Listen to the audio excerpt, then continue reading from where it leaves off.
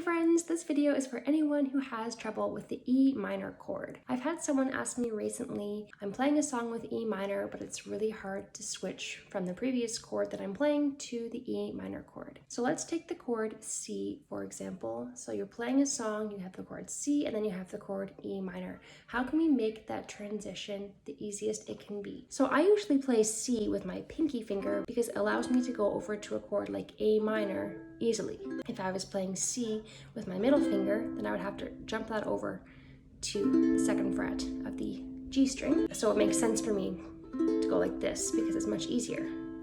But if it's the E minor chord, then I might use my middle finger to play C, because then all I have to do is move that middle finger over to the third fret of the E string and then place my ring finger down there and my index finger down here.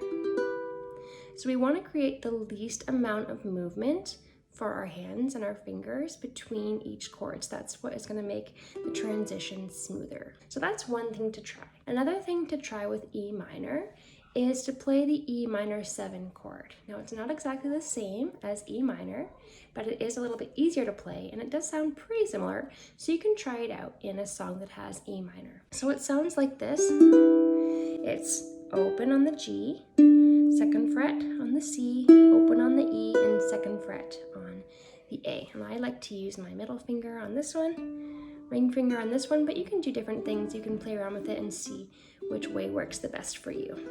So here's an E minor chord, and here's an E minor 7 chord. Not the same, but it will work in some situations. So that's another thing that you can try when you have an E minor chord in a song and it's tricky to switch to it. Beyond just practicing it over and over and over, you can try the E minor 7 chord and you can try out different fingerings on the chords before the E minor chord so that you can make the smoothest transition possible. Let me know if that's helpful or if you have any further questions. Thanks for watching and I'll see you next time.